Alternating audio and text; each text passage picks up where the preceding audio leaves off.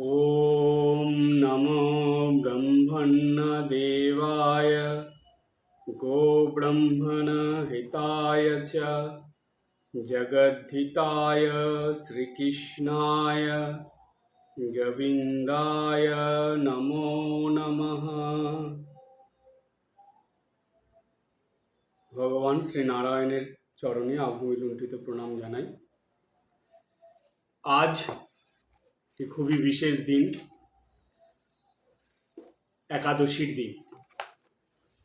প্রত্যেকটা একাদশী ভীষণই গুরুত্বপূর্ণ সকল ভক্ত মানুষদের কাছে। তো যেই একাদশীগুলো ভক্ত মানুষদের পালন করার মধ্যে দেখা যায় যে কোনো কোনো একাদশীকে তারা বলেন না এটা খুব বিশেষ একাদশী, আজকের দিনটা পালন করতে হয়, এই একাদশীর এই নাম, ওই একাদশীর সেই নাম। এগুলো আমার মনে হয় খুব একটা ঠিক নয়। কারণ হলো ঠাকুর শ্রী রামকৃষ্ণদেব কথামৃতে তার প্রিয় শিষ্য নরেন্দ্রনাথকে একবার কথা প্রসঙ্গে বলেছিলেন যে বিশ্বাস নিয়ে একটা কথা উঠেছিল। তো স্বামীজি, আমরা যেমন কথার মধ্যে সাধারণভাবে বলি না, এ তো অন্ধবিশ্বাস, তো সেই রকমই স্বামীজি বলে দিয়েছিলেন। সেই কথা শুনে ঠাকুর একটুখানি বিরক্ত হয়েছিলেন, হয়ে স্বামীজিকে বলেছিলেন যে বিশ্বাসের আবার অন্ধকানা ঘিরে, বিশ্বাস বিশ্বাস, তার মধ্যে এরকম কোনো বাজ বিচার নেই। বিশ্বাস যেখানে হবে সেটা সম্পূর্ণ হতে হবে, যেখানে 1%ও বিশ্বাস থাকবে না সেটাকে বিশ্বাস বলা যাবে না। ঠাকুরের কথার অর্থ ছিল তাই। ঠিক তেমনি প্রত্যেকটা একাদশীর দিন সমান শুদ্ধ পবিত্র এবং সমান পুণ্যের দিন, এইখানে বেশি কম কিছু নেই। এর কারণ হিসাবে শাস্ত্রের কি কথা আমরা পাই। এবার শাস্ত্রের কথার মধ্যে যাই, কেননা অনেকে বলবেন হ্যাঁ মহারাজ আপনি এরকম বলছেন, আমরা তো শুনে এসেছি ছোটোর থেকে, এখনও শুনছি, বিভিন্ন জায়গায় এরকম দেখি, নানান কথা শুনি, এই একাদশীর এই নাম সেই নাম খুব গুরুত্বপূর্ণ, এইটার থেকে এইটা বেশি পুণ্যবান, এগুলো অনেক কথা উঠবে। সেই জন্য আমি চলে যাচ্ছি শাস্ত্রের কথায়। দেবর্ষি নারদ এই একাদশীর মাহাত্ম্য সম্পর্কে বা একাদশীর পুণ্যফল সম্পর্কে স্বয়ং ব্রহ্মদেবকে বা স্বয়ং ব্রহ্মাকে জিজ্ঞেস করেছিলেন যে একাদশী পালনে কি পুণ্যফল লাভ হয় বা একাদশীর মাহাত্ম্য কি। তখন স্বয়ং ব্রহ্মদেব বলছেন, দেখুন, নারদকে, অর্থাৎ নারদকে উপলক্ষ করে সমগ্র জগৎবাসীর উদ্দেশ্যে ব্রহ্মদেব এই কথা বলেছিলেন। কি বলেছিলেন ব্রহ্মদেব? ব্রহ্মদেব বলেছিলেন যে হে নারদ, এ সংসারে একাদশীর মতো পবিত্র আর কোনো ব্রত নেই। একাদশী এত পবিত্র একটা ব্রত বা এত শুদ্ধ পবিত্র একটা দিন, এইরকম আর কিছু নেই। তারপরে বলছেন সকল পাপ বিনাশের জন্য এই বিষ্ণুব্রত পালন করা একান্ত আবশ্যক। এই একাদশী ব্রতের আর একটা নাম হলো বিষ্ণুব্রত। এটা নতুন জিনিস আপনারা আজকে জানলেন। বিষ্ণুব্রত কেন? এই জন্যই আমি আজকে প্রথম আলোচনার শুরুতেই যে প্রণাম মন্ত্র বললাম সেটা ভগবান বিষ্ণুকে প্রণাম জানালাম। এই একাদশী ব্রতের আর এক নাম হলো বিষ্ণুব্রত। স্বয়ং ভগবান বিষ্ণু সব থেকে বেশি খুশি হন এই একাদশী ব্রত পালন করলে। যে ভক্ত খুব নিষ্ঠার সঙ্গে একাদশী ব্রত পালন করে, একটা নয় প্রত্যেকটা একাদশী ব্রত পালন করে, ভগবান বিষ্ণু সেই ভক্তের প্রতি ভীষণই প্রসন্ন হন, সর্বদা তার উপর আশীর্বাদ কৃপা বর্ষণ করে। তাই এখানে ব্রহ্মদেব বললেন যে সকল পাপ বিনাশের জন্য এই বিষ্ণুব্রত পালন করা একান্ত আবশ্যক। যে ব্যক্তি এই প্রকার পবিত্র পাপনাশক এবং সকল অভীষ্ট প্রদাতা একাদশী ব্রত না করে তাকে নরকগামী হতে হয়। কথাটা কি বললেন আরেকবার আমরা শুনে নিই। বলছেন যে ব্যক্তি এই প্রকার শুদ্ধ পবিত্র পুণ্যবান একাদশী ব্রত পালন না করে তাকে নরকগামী হতে হয়। নরকগামী মানে এখানে নরকগামী কথার অর্থ কি জানেন? অনেক মানুষ এটা ভাবে যে স্বর্গে যাওয়ার নরক যাওয়ার কথার অর্থ হলো স্বর্গ মানে খুব সুখের একটা জায়গা, খুব সব সময় হাসি খুশি আনন্দের, যা ভোগ করতে চাইবো যা চাইবো সব পাওয়া যাবে, দেবতারা থাকেন, এরকম একটা জায়গা। আর নরক মানে শাস্ত্রের বর্ণনা সবাই জানেন, খুবই খারাপ একটা জায়গা, যেখানে গেলে ক্রমাগত পানিশমেন্ট পেতে হয়, শাস্তি পেতে হয়, এরকম জায়গা। কিন্তু আজকে একটা নতুন কথা আপনারা শুনে রাখুন। নরকগামী মানে হলো আমরা মনুষ্য জন্ম ধারণ করেছি, অর্থাৎ আমরা পশুত্বের থেকে মনুষ্যত্বে উত্তীর্ণ হয়েছি বলেই ভগবান আমাদের মনুষ্য জন্ম দিয়েছেন। এই মনুষ্য জন্ম উপরের স্তর কি? দেবত্ব। পশুত্ব, মনুষ্যত্ব আর দেবত্ব। তো মনুষ্যত্বের উপরের যে স্তর, দেবত্বের স্তর, সেটা হলো স্বর্গের স্তর। অর্থাৎ যখনই মানুষ মনুষ্যত্ব থেকে দেবত্বে উত্তীর্ণ হয়ে যায় তখন তার স্বর্গবাস হলো, অর্থাৎ সে স্বর্গে উত্তীর্ণ করলো।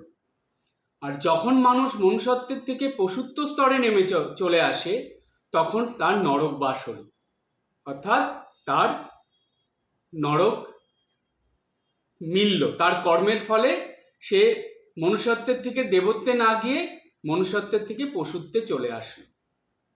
অর্থাৎ এই পশুত্বে আসাটার হলো নরকবাস এবং দেবত্বে যাওয়াটা হলো স্বর্গবাস। তাই এখানে ব্রহ্মদেব বললেন যে এই একাদশী ব্রত না করলে, পালন না করলে নরকগামী হতে হয়, মনুষ্যত্বের থেকে আরো নিম্ন স্তরে পশুত্ব স্তরে চলে যেতে হয়। এই যে একাদশী ব্রত পালন, এটা কেন দরকার, এই নিয়ে অনেক কথা আপনাদের বলেছি। এর আগের আলোচনাগুলোতে আপনারা সবাই শুনেছেন এগুলো। এমনকি একাদশীতে খাওয়া দাওয়া নিয়েও, যে খাদ্য খাবার নিয়ে, আহার নিয়ে যেরকম নানা রকম মতভেদ ছিল, সেগুলো নিয়েও এর আগের ভিডিওতে আলোচনা হয়েছে। আপনারা হয়তো দেখেছেন বা দেখে নেবেন, আপনারা শুনলে অবাক হয়ে যাবেন যে আপনাদের এই পাঠচক্রের তরফ থেকে গত মাসে যেই একাদশী তিথিতে আহারের সম্বন্ধে যে আলোচনাটা হয়েছিল, সেটা এই পর্যন্ত প্রচুর মানুষ দেখেছে। মানে এতভাবে মানে ভিডিওটা মানুষে দেখেছে যে আমি নিজেই অবাক হয়ে গেছি। যাই হোক, আপনারা সবাই নিশ্চয়ই এটা দেখেছেন, বারবার, অনেকে একবার ছাড়া দুবার দেখেছেন। তো সেই প্রসঙ্গেও আর যাচ্ছি না, সেটা সম্বন্ধে, খাওয়া দাওয়া আহার সম্বন্ধেও বলেছি, একাদশীর মাহাত্ম্য সম্বন্ধেও বলা হয়েছে। আজকে যেই প্রসঙ্গটায় যাব সেটা হলো, আজ যেই একাদশী তিথি পালন করা হচ্ছে সেই একাদশী তিথিটার একটা খুব সুন্দর নাম আছে। এই একাদশী তিথিটার নাম হলো দেব শয়নী একাদশী। কেন এরকম নাম?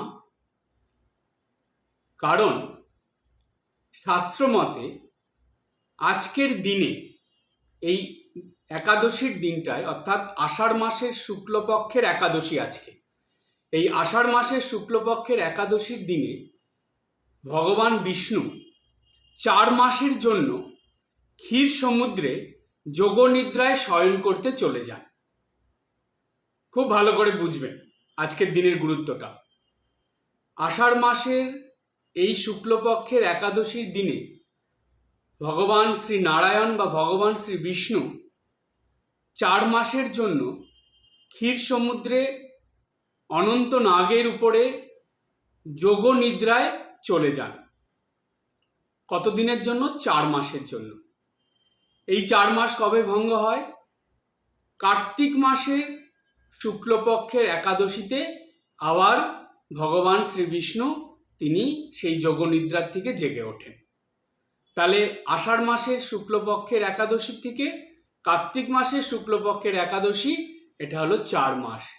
এই যে 4 মাস, এই 4 মাসকে শাস্ত্রে ভীষণ গুরুত্ব দেওয়া হয়েছে। এই 4 মাসকে বলা হয় চাতুর্মাস্য। আর এই 4 মাস সাধক সাধিকাদের বা ভক্তদের জন্য ভীষণই গুরুত্বপূর্ণ। এই 4টে মাস খুব নিষ্ঠা সহকারে পালন করতে হয়। তাই শাস্ত্রে বলা হচ্ছে এই 4 মাস যে সাধক সাধিকারা ভক্তরা খুব নিষ্ঠা সহকারে পালন করে, এটা একটা ব্রত। এই ব্রতটার নাম হলো চাতুর্মাস্য ব্রত। আজ আমি এই চাতুর্মাস্য ব্রতর আলোচনার মধ্যে যাব। তার আগে দু একটা কথা আরো বলে নিই। এই যে দেবশয়নী একাদশী, এই একাদশীর দিন থেকে যে চাতুর্মাস্য ব্রত শুরু হয়, এটার মাহাত্ম্যটা কি? কেন এই চাতুর্মাস্য ব্রত করতে হয়? এই নিয়ে একটা খুব সুন্দর কাহিনী আছে। এখন সেটা আপনাদের সামনে তুলে ধরব।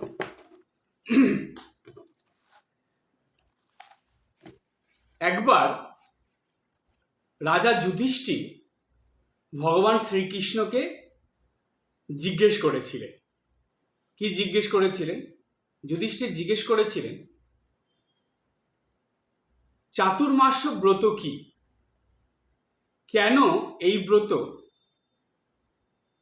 ভক্তদের বা সাধক সাধিকাদের, সাধু সন্ন্যাসীদের বা আধ্যাত্মিক পুরুষদের পালন করতে হয়?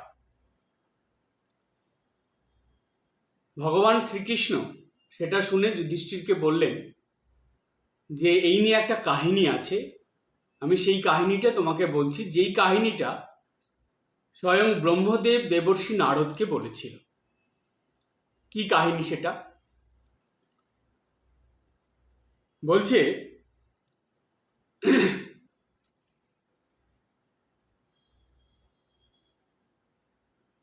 বহু বছর পূর্বে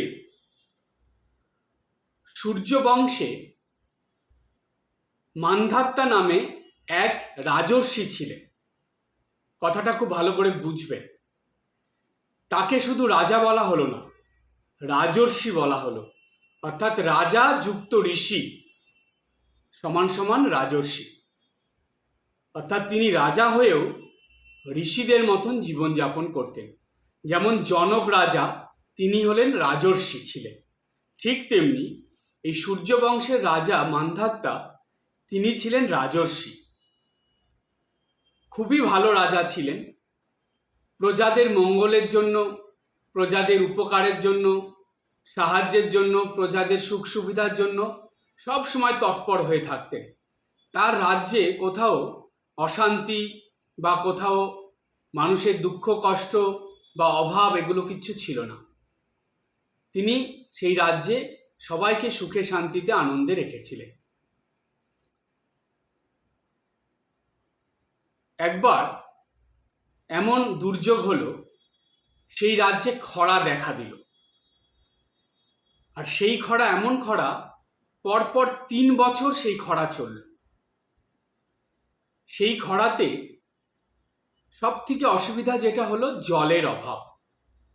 জলের অভাবে সব কিছু বন্ধ হয়ে গেল। কেন? জলের অভাবে খাদ্যশস্য উৎপন্ন বন্ধ হয়ে গেল, পূজা অর্চনা, যাগযজ্ঞ, উৎসব অনুষ্ঠান সব বন্ধ হয়ে গেল।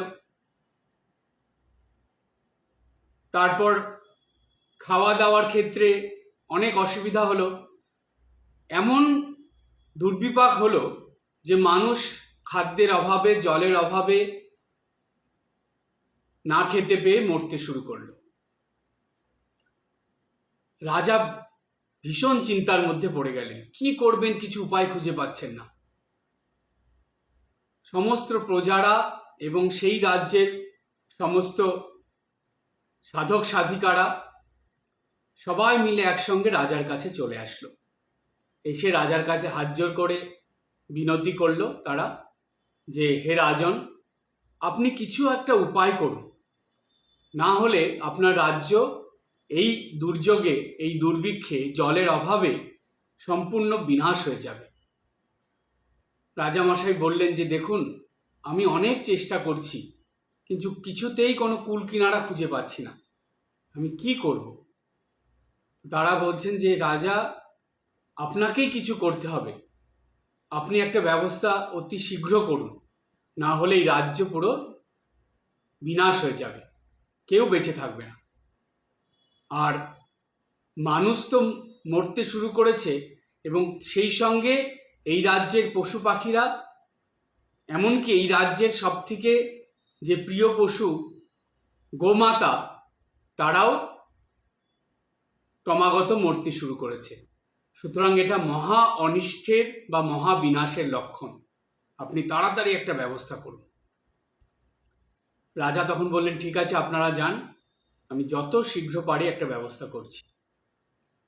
রাজা কি করবেন কোনো দিশা খুঁজে না পেয়ে তিনি কয়েকজন তার সৈন্য সামন্ত নিয়ে তিনি বেরোলেন।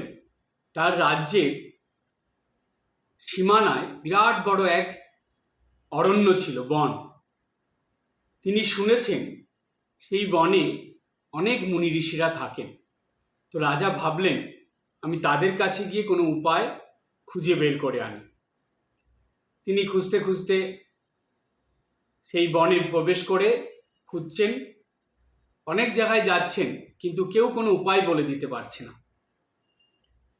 রাজা তখন কি করলেন, সেই বনের মধ্যে সমানে খুঁজে যাচ্ছেন, এই প্রান্ত থেকে ওই প্রান্ত, যেতে যেতে একদম বনের শেষে গিয়ে তিনি একটা আশ্রম দেখতে পেলেন, খুব মনোরম আশ্রম। যেই আশ্রমের সামনে গিয়েই মন আনন্দে ভরে উঠল রাজার। রাজা ভাবলেন, এই আশ্রমে নিশ্চয়ই এমন কোনো মহান পুরুষ কেউ থাকেন, মুনি ঋষি কেউ একজন আছেন, যার দ্বারাই আমার এই সমস্যার সমাধান হবে।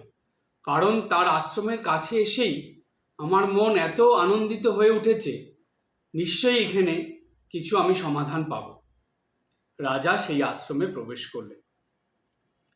সেই আশ্রমে প্রবেশ করে রাজা দেখলেন সেইখানে যেই ঋষি আছেন তিনি হলেন স্বয়ং ব্রহ্মদেবের পুত্র মহাঋষি অঙ্গিরা। সেই অঙ্গিরা ঋষির কাছে তখন রাজা হাত জোড় করে সেই ঋষিকে প্রণাম নিবেদন করে হাত জোড় করে প্রার্থনা করলেন। ঋষি রাজার সব কুশল জিজ্ঞেস করে তিনি সব কথা শুনলেন। শুনে তখন সেই ঋষি রাজাকে বললেন, হে রাজন, এর বিধান আমি আপনাকে বলে দেব, কিন্তু এটা আপনার রাজ্যের সবাইকে করতে হবে। যদি আপনি কথা দেন সবাই মিলে করবে, তাহলে আমি এই বিধান বলবো। বলল, হ্যাঁ ঋষিবর, আমি কথা দিচ্ছি যে আমার রাজ্যের সবাই আপনি যেটা বলবেন সেটা পালন করবে। তখন সেই ঋষি বললেন যে দেখুন রাজন, এই কিছুদিন পর থেকে শুরু হবে দেব শয়নী একাদশী তিথি, অর্থাৎ আষাঢ় মাসের শুক্লপক্ষের একাদশী তিথি। সেই তিথিতে ভগবান বিষ্ণু তিনি 4 মাসের জন্য যোগনিদ্রায় যাবেন। যখন ভগবান বিষ্ণু যোগনিদ্রায় চলে যান, তখন তো তিনি সৃষ্টির কাজ পরিচালনা করেন না। তাহলে এই সময় এই 4 মাস সৃষ্টির কাজ কে পরিচালনা করবেন? তখন স্বয়ং দেবাদিদেব মহাদেব এই 4 মাস সৃষ্টি কার্য পরিচালনা করেন। দেখুন কত গুরুত্বপূর্ণ কথা, কত সুন্দর কথা। বছরে এই 4টে মাস দেবাদিদেব মহাদেব এই সৃষ্টির কার্য পরিচালনা করেন। আষাঢ় মাসের শুক্লপক্ষের একাদশী তিথির থেকে কার্তিক মাসের শুক্লপক্ষের একাদশী তিথি পর্যন্ত। এবার সেই ঋষি বললেন রাজনকে যে রাজন, এই কার্তিক মাসের শুক্লপক্ষের যে একাদশী তিথি, দেবসায়নী একাদশী তিথির থেকে শুরু করে আষাঢ় মাসের এই শুক্লপক্ষের একাদশী তিথি থেকে শুরু করে কার্তিক মাসের শুক্লপক্ষের একাদশী তিথি পর্যন্ত যতগুলো একাদশী তিথি আসবে ততগুলো একাদশী তিথি আপনাকে এবং আপনার রাজ্যের সবাইকে এই একাদশী তিথি পালন করতে হবে, অর্থাৎ আপনি একাদশী তিথি উদযাপন করবেন। কথাটা একটু খেয়াল করবেন, একাদশী তিথি পালন করা মানে আপনি নিজে করলেন সেটা হয়ে গেল, এটাই বোঝায় পালন করা। আমি নিজে করে নিলাম, একাদশী তিথি পালন করলাম। কিন্তু যখনই বলা হবে আপনি আপনার বাড়িতে একাদশী তিথি উদযাপন করবেন, এই কথাটার অর্থ হলো আপনার বাড়ির সবাইকে সেই একাদশী তিথি পালন করতে হবে। সবাই মিলে যেই একাদশী তিথি পালন করা হয় সেটাকে বলে একাদশী উদযাপন করা। কিন্তু শুধু একজন করলে সেটা পালন করা হলো। এইখানে ঋষি বললেন যে আপনি আপনার রাজ্যে একাদশী তিথি উদযাপন করবেন, অর্থাৎ রাজ্যের সবাই মিলে একাদশী তিথি পালন করবেন। আর কি করবেন বললেন যে দেখুন, এই যে নারায়ণ নাম, নারায়ণ নামের অর্থ হলো, শাস্ত্রে নার কথার অর্থ হলো জল, আর অয়ন কথার অর্থ হলো নিবাস। জলে যিনি নিবাস করেন তিনি হলেন নারায়ণ। সুতরাং এই জলের দ্বারাই এই সৃষ্টির কার্য চালিত হয়। কিভাবে হয় বলছে, যখন হোমযজ্ঞ করা হয় তখন, বা অগ্নি প্রজ্বলিত হয়, তখন সেখান থেকে যে বাষ্প হয় তার থেকে মেঘ হয়, মেঘ জমে সেখান থেকে বৃষ্টি হয়, অর্থাৎ জল বর্ষণ হয়। জল বর্ষণ হলে শস্যাদি অর্থাৎ খাদ্যশস্য সব উৎপন্ন হয়। সেই খাদ্যশস্য খেয়েই বা সেই খাদ্য গ্রহণ করে আহার করেই মানুষ জীবন ধারণ করে, এই সৃষ্টি চলে। সুতরাং নারায়ণ তিনি এই জলের মধ্যে থাকেন, কিন্তু যেহেতু তিনি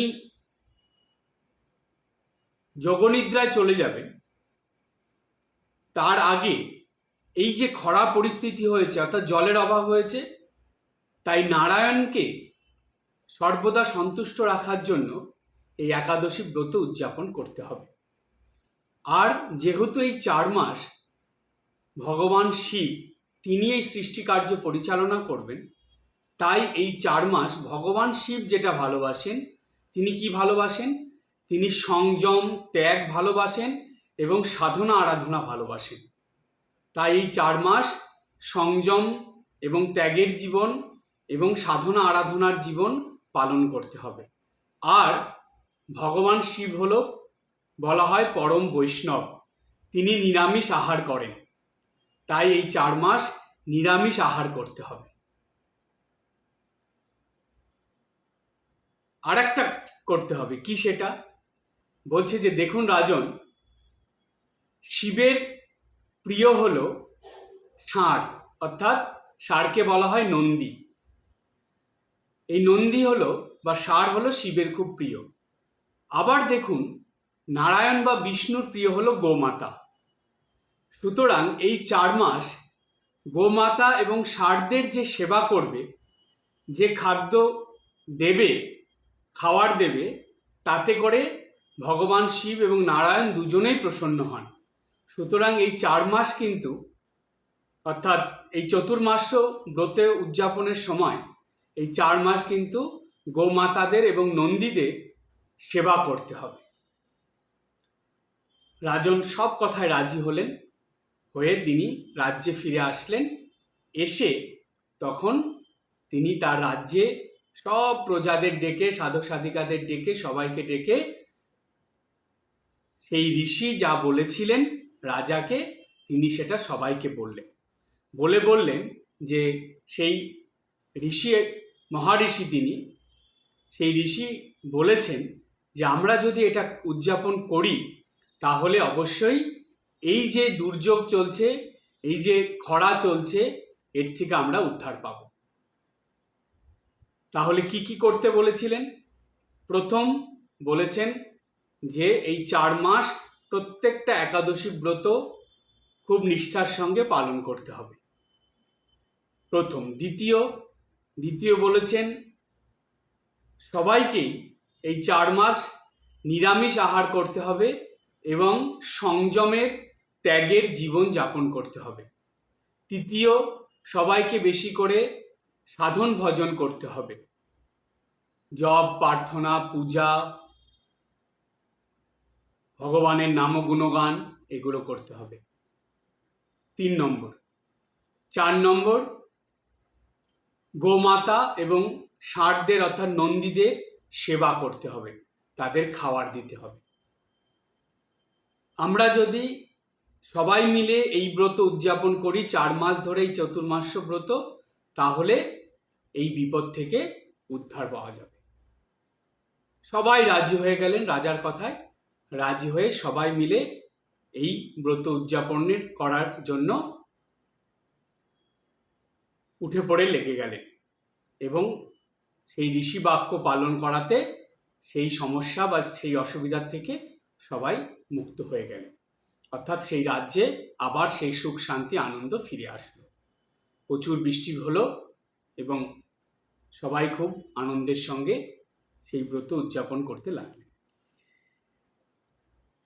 এই প্রসঙ্গ বলে তখন ভগবান শ্রীকৃষ্ণ যুধিষ্ঠিরকে বললেন যে হে রাজন বা হে রাজা যুধিষ্ঠির, এই দেবশয়নী একাদশীর থেকে, অর্থাৎ আষাঢ় মাসের শুক্লপক্ষের একাদশীর থেকে কার্তিক মাসের শুক্লপক্ষের একাদশী পর্যন্ত এই চতুর্মাস্য ব্রত পালন করলে মানুষের যত বড়ই বিপদ হোক থাকুক না কেন, জীবনে যত বড়ই বিপদ ঘটুক, বাধা বিঘ্ন, অশান্তি, অসুবিধা যাই আসুক না কেন, সেগুলো সব তার জীবন থেকে দূরীভূত হয়ে যায়।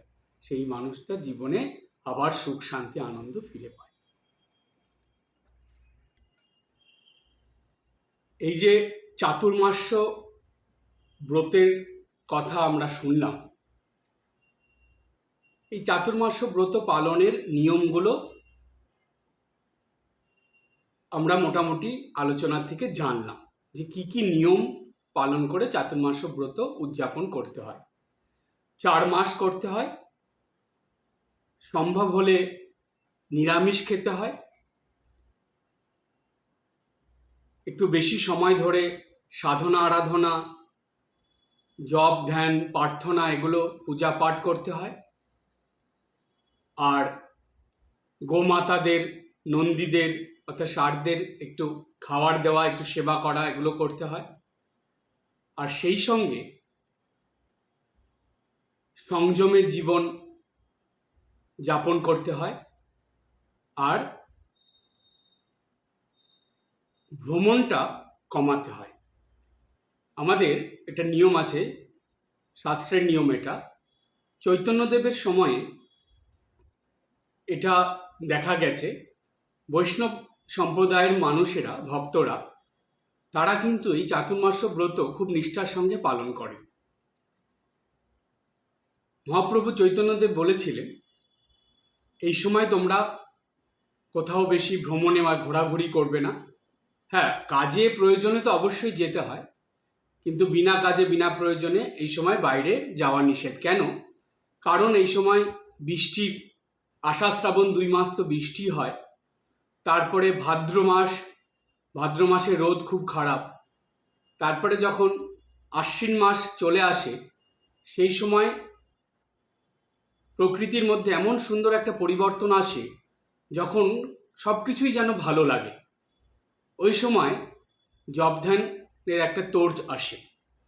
তো এই 4 মাসের এই বিধান এই জন্য শাস্ত্রে দেওয়া হয়েছে। চৈতন্যদেব বলেছিলেন এই 4 মাস খুব নিষ্ঠা সহকারে পালন করার জন্য।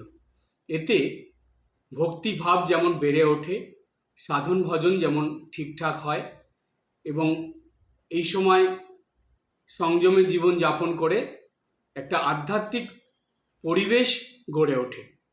মানে বিভিন্ন দিক থেকে এটা একটা গুরুত্বপূর্ণ সময়।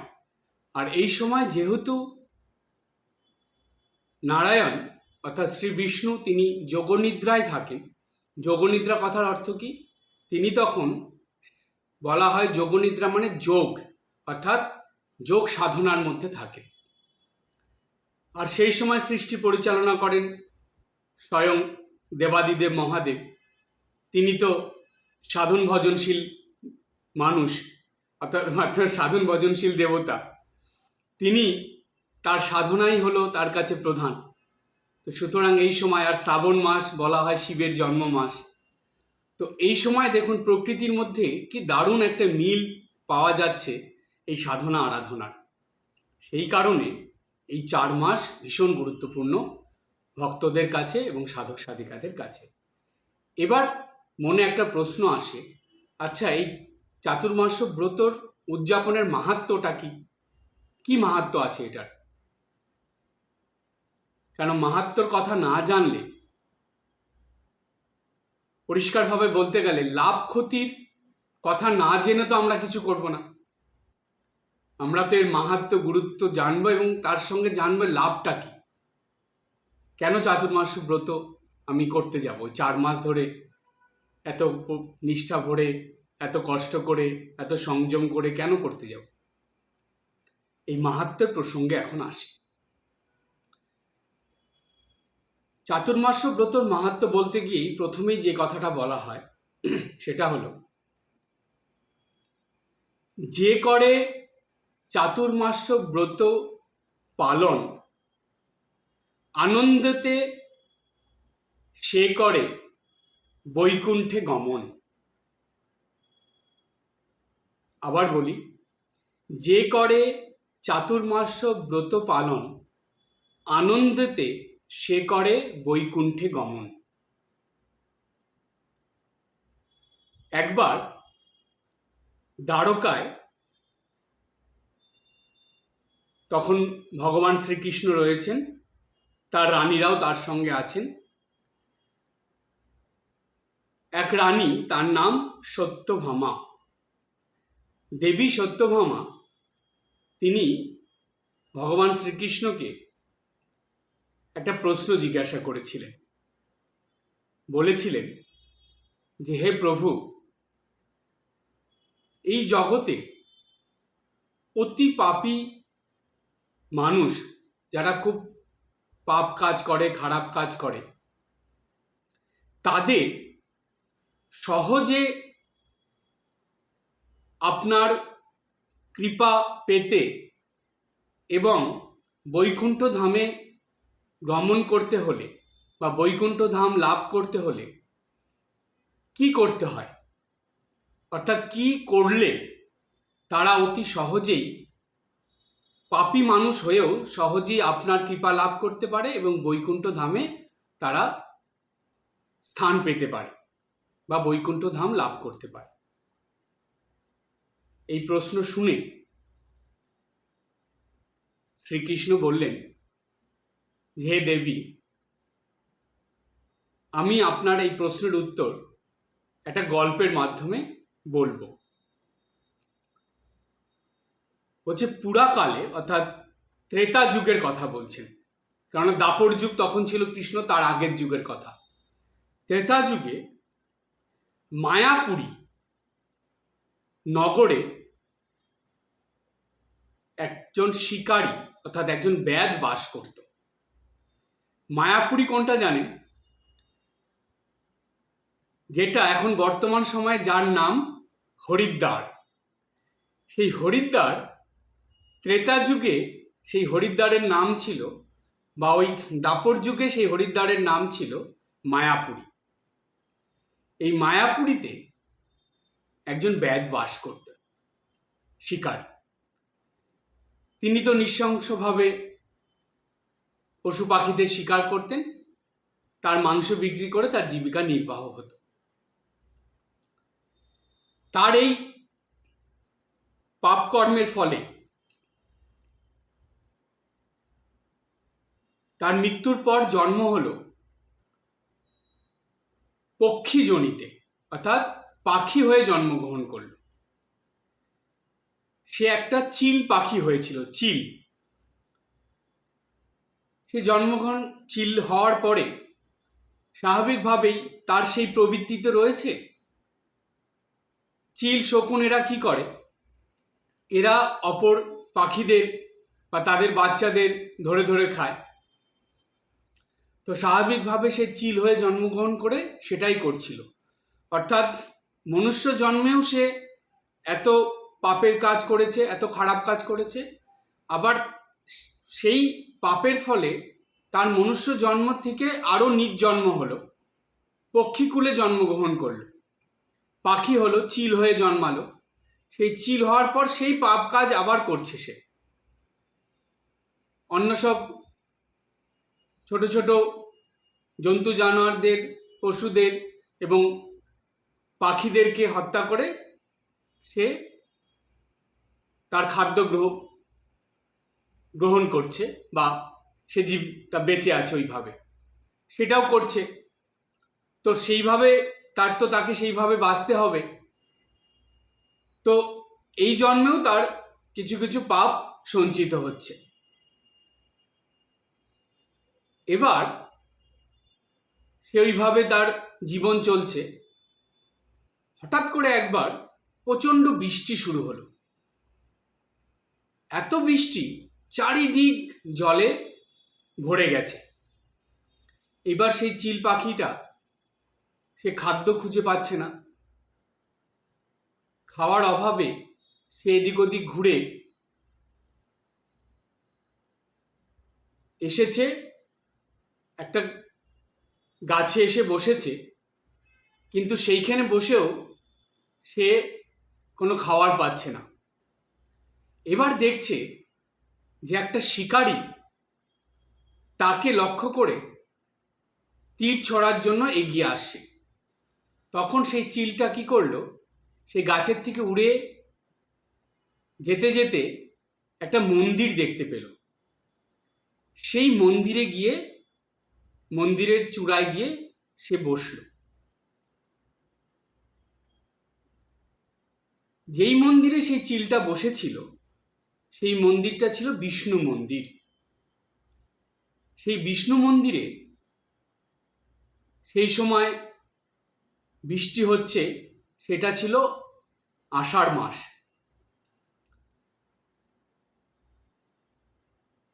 তারপর না, সেটা ছিল আষাঢ় মাস থেকে বৃষ্টি শুরু হয়েছে, সেটা ক্রমাগত বৃষ্টি চলছে। এবার যেই সময় সেই চিলটা গিয়ে সেই বিষ্ণু মন্দিরে বসেছে, সেটা ছিল, সেই দিনটা ছিল এই শ্রাবণ মাসের শুক্লপক্ষের একাদশীর দিন। এই দিনে চিলটা গিয়ে সেইখানে বসেছিল ওইখানে। আর ওই মন্দিরে আষাঢ় মাস থেকে একজন বৈষ্ণব সাধক তিনি চাতুর্মাস্য ব্রত উদযাপন করছিলেন, যার ফলে ওই বিষ্ণু মন্দিরে সেই ব্রত উদযাপনের দ্বারা সেই জায়গাটা সম্পূর্ণ শুদ্ধ পবিত্র হয়েছিল। ওই বৈষ্ণব সাধক তিনি কি করতেন, নিত্যদিন সকালবেলা বিষ্ণু মন্দির সম্পূর্ণ পরিষ্কার করে সেই মন্দিরে বসে তিনি বিষ্ণুর নাম গুণগান করতেন, বিষ্ণুর পূজা করতেন, সেখানে বসে নাম গুণগান করতেন। তো হয়েছে কি, যেদিন ওই চিলটা এসে বসেছে বিষ্ণু মন্দিরে, তো পিছে পিছে সেই শিকারিটাও এসে গেছে। আর সেদিন ঘটনাচক্রে সেই যে চাতুর্মাস্য ব্রত করছে যে বৈষ্ণব সাধক, তার শারীরিক অসুস্থতার জন্য তিনি সেদিন বিষ্ণু মন্দিরটা পরিষ্কার করতে পারেননি। তো সেই চিলটা যখন উপরে এসে বসেছে, শিকারী এসে সেই চিলটাকে দেখে তীর মেরেছে, তীরটা গিয়ে চিলের গায়ে লাগাতে সে আহত হয়ে সেই মন্দিরে চত্বরে এসে, মানে মন্দিরের সামনে এসে পড়েছে।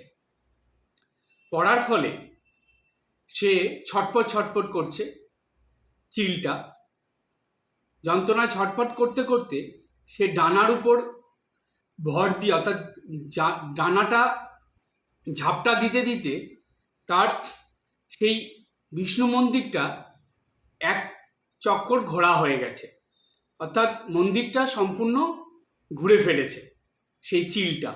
অর্থাৎ ডানা ছটপট করতে করতে সে এগিয়ে এগিয়ে যাচ্ছে, ছটপট করছে, এইভাবে করতে করতে সেই মন্দিরটা পুরো ঘুরে নিয়েছে।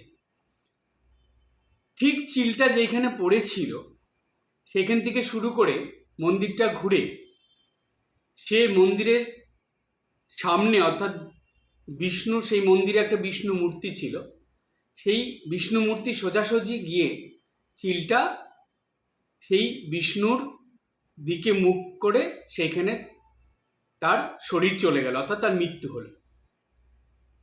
এবার মৃত্যুর পর সেই চিলটা তার সমস্ত পূর্ব জন্মের যে পাপ ছিল, সে যে আগের জন্মে শিকারী ছিল, এই জন্মে চিল হয়ে যত পাপ করেছে তার থেকে উদ্ধার হয়ে বৈকুণ্ঠ ধামে স্থান পেল। এবার দেবী সত্যভামা ভগবান শ্রীকৃষ্ণকে জিজ্ঞেস করলেন যে প্রভু, এটা কিভাবে সম্ভব হলো? তখন কৃষ্ণ বললেন যে দেখো দেবী, চিলটা তার অজান্তেই তো সে সেই বিষ্ণু মন্দিরে এসে গেছে, আর সেইখানে একজন সাধক চতুর্মাস্য ব্রত উদযাপন করছিল। এবার সে যেহেতু প্রতিদিন বিষ্ণু মন্দির পরিষ্কার করে, সেদিন করতে পারেনি, সেই চিলটা তার মানে ডানা ঝাপটাতে ঝাপটাতে যখন পুরো মন্দিরটা ঘুরে নিল, তার ডানার হাওয়াতে সেই মন্দির চত্বর সম্পূর্ণ পরিষ্কার হয়ে গেল। চিলটা তার অজান্তেই সেই বিষ্ণু মন্দির পরিষ্কার করে ফেলল, আর সে বিষ্ণুর দিকে চেয়ে, অর্থাৎ সেই পবিত্র স্থানে তার শরীর চলে গেল, অর্থাৎ সে মৃত্যুবরণ করল। অর্থাৎ ভগবানকে দর্শন করে ভগবানের সেই দেবস্থানে, আর এই চতুর্মাসের সময় এরকম শুদ্ধ পবিত্র যে ব্রত উদযাপন হচ্ছে, এই ব্রতর সময় তার শরীর গেল বলে সে সর্বপাপ থেকে মুক্ত হয়ে বিষ্ণু লোকে গমন করল। তাই শ্রীকৃষ্ণ সেই দেবী সত্যভামাকে বলেছিল, অতি বড় পাপীও যদি এই চতুর্মাস্য ব্রতর সময় একাদশী পালন করে বা এই চতুর্মাস্য ব্রতর সময় বিষ্ণুর নাম উচ্চারণ করে বা ভগবানের মন্দিরে গিয়ে, দেবস্থানে গিয়ে কিছু কর্ম করে, সেবা কাজ করে, তাহলেই সেই পাপ থেকে মুক্ত হয়ে যেতে পারে। এটা হলো সহজ সমাধান বলে দিলেন। সুতরাং আজকের এই আলোচনার থেকে প্রধান যেই বিষয়টা ফুটে উঠল সেটা হলো চতুর্মাস্য ব্রত উদযাপন এবং তার কি মাহাত্ম্য, কি উপকার, সেগুলো সব বর্ণনা করা হলো। তাই যেই কথাটা বলেছিলাম যে করে চতুর্মাস্য ব্রত পালন আনন্দেতে, সে করে বৈকুণ্ঠ ধামে গমন।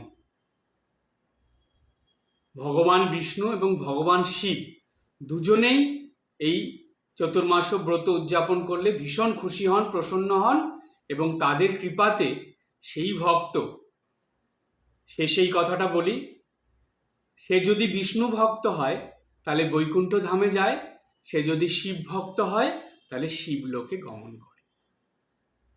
সুতরাং আপনাদের কাছে একজন মহারাজ হয়ে আমার এটাই বলার, খুব অসুবিধা যদি না হয় তাহলে আজকের দিন তো গেল, একাদশীর দিন নিশ্চয়ই আপনারা সবাই নিষ্ঠা ভরে পালন করেছেন, আগামী কাল থেকে মানে আজকের থেকেই চাতুর্মাস্য ব্রত শুরু হয়ে গেছে।